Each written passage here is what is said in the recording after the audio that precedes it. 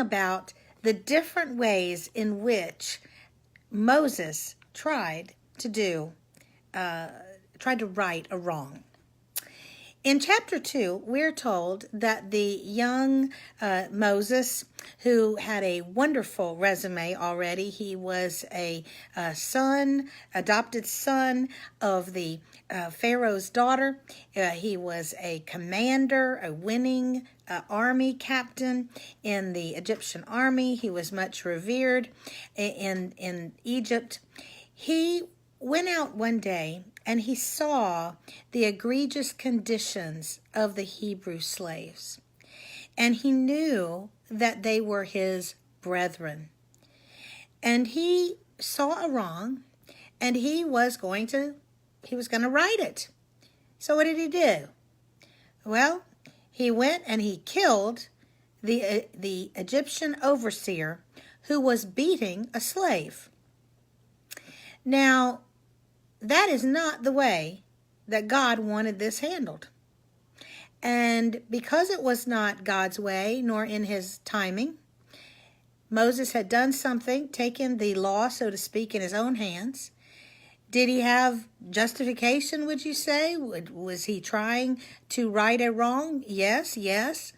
And yet, that was not what God had in mind. Oh, he was going to save the Hebrew slaves. He was going to right this wrong.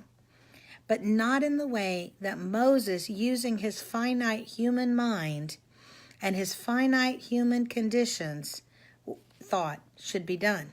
So what happened? Well, Moses, who had been in a position where actually he could have, as a leader in Egypt, at least helped the condition of his brethren, he is cast out, thrown into exile, and is on the back end of nowhere in the desert for 40 years, from the age of 40 to the age of 80.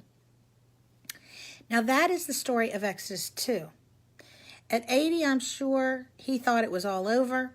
He thought that he had messed up and that there was no way to right this wrong during his lifetime. And yet, when he was out with the sheep, it says in chapter 3 that the angel, not an angel, but the angel of the Lord, many people, scholars believe that anytime you see the angel of the Lord, this is a theophany, and it is an appearance of God, namely the pre-incarnate Christ. And it says that the angel of the Lord appeared to him in the burning bush. You know, a lot of us forget that it wasn't just that there was a burning bush. It was that, number one, the bush was not being reduced to ashes. That was unusual. But also there was the angel of the Lord appeared in the burning bush. And then it says the Lord spoke to Moses, making it very clear that the angel of the Lord and the Lord are one and the same. What does that make you think? I think that is referring to Christ. And that's when he said that I'm going to send you to rescue and deliver the Israelites. We must wait on God's timing. We must wait on God's methods.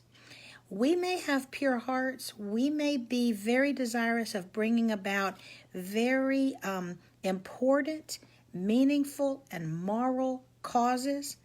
But if we do it under our own strength and under our own wisdom, finite and lacking as it is, we shouldn't be shocked when we don't get the results that we expect.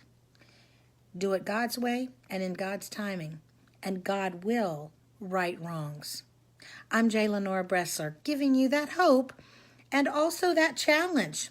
We must do it God's way, even when our intent is very pure and very moral. Visit me on the next edition of the Bible. Delight in the details. Have a great night.